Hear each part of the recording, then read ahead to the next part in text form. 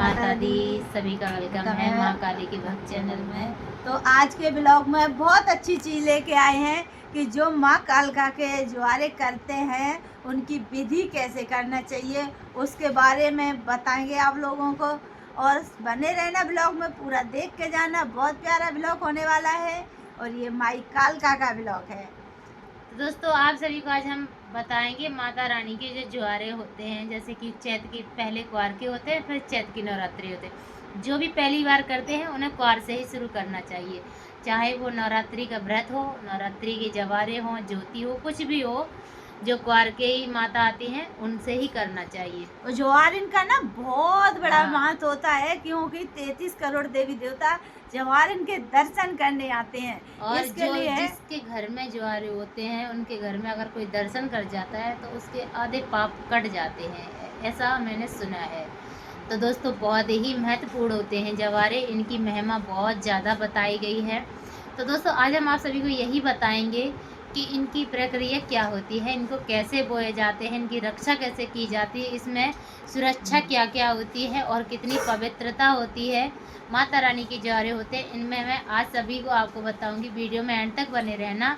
अगर आप सभी को अच्छा लगे तो एक बार सब्सक्राइब करके ज़रूर जाना और कमेंट में बताना आप सभी को कैसा लगा।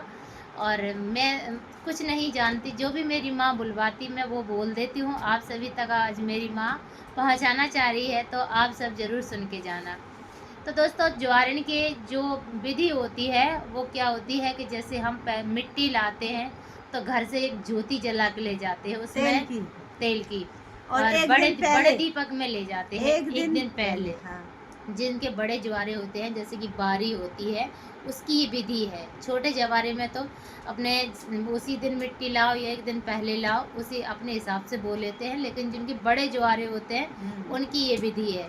तो एक दिन पहले मिट्टी लेने जाते हैं, तो उसमें अच्छी जहाँ स्वच्छ गाय बजा के जाते हैं। हाँ, जहाँ और बहुत धूमधाम से जाते हैं। हाँ। पवित्र जगह से मिट्टी लाते हैं, पवित्र जगह। और तो उसमें क्या क्या होता है, एक नारियल होता है, पूरी सामग्री पूजा की होती है, हवन की, एक दीपक होता है तेल का, और उसमें घी का दिया मतलब बत्ती होती है, धूप बत्ती, इतना सब थाली में रख के ले जाते हैं।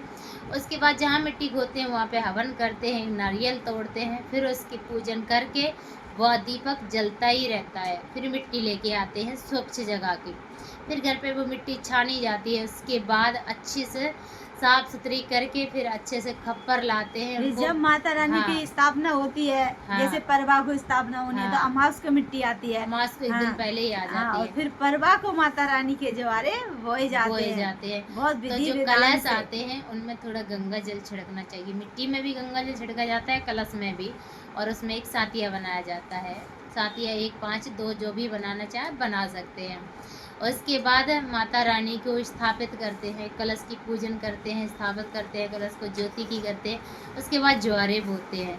तो आप जो भी 5, 7 खप्पर जो भी बोना चाहते हैं वो अपने बोलें। ज्वारे एक दिन पहले ही पानी में भिगो दिए जाते हैं, और जिस दिन ज्वारे बोते हैं तो उसके 2 घंटे पहले निकाल के कोई कपड़े में फैला देते हैं। एकदम पानी से निकाल के ज्वारे नहीं बोए जाते हैं, जौ को तो फैला देते हैं। उसके बाद अपने ज्वारे बोए जाते हैं।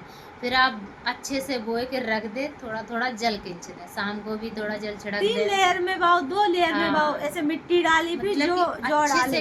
बहुत ज्यादा घने लेयर में बोए जाते हैं। 2 लेयर में बोए जाते हैं, 2 में ही एकदम परफेक्ट जमते हैं।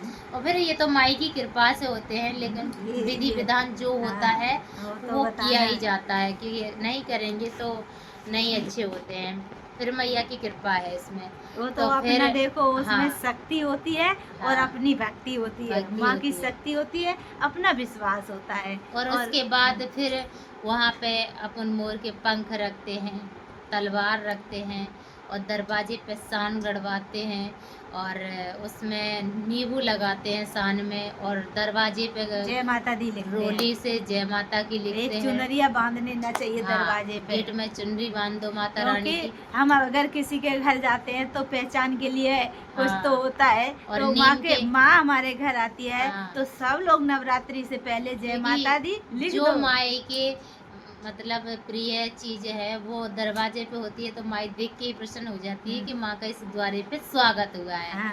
तो दोस्तों नीम के झोंका रख देते हैं, और आगी ज़रूर रखी जाती है। जिनके बड़े चुबारे होते हैं उनके दरवाजे पे आगी ज़रूर गाड़ी जाती है, इसलिए क्योंकि सुरक्षा रहती है, पवित्रता रहती है। तो जो भी आपके घर में घुसेगा अग्नि की बलाए से वहीं बला रह जाएगी, अग्नि की कृपा से बलाएं वहीं रह जाएगी, जवारिन अपने का घर नहीं में पवित्र जाएगा इंसान। जवारिन की ना रखवारी होती है हाँ। थोड़ी ज्यादा, क्योंकि उसमें इसके जो लिए भी आग होती है उसमें पैर से के अंदर जाते हैं, तो अगर अशुद्ध भी व्यक्ति होगा पवित्र हो जाएगा। हाँ, ये मैंने सुना है। अग्नि मैया जोगनी मैया का वास होता है हाँ। और अग्नि बहुत और पवित्र 9 होती है। दिन घर में इतनी अच्छी खुशहाली होनी चाहिए, घर में कलह कलेश नहीं होना चाहिए, घर में भजन पूजन होना चाहिए, मैया के भजन कीर्तन भक्ति पवित्रता। भाव होना चाहिए, पवित्रता होना चाहिए।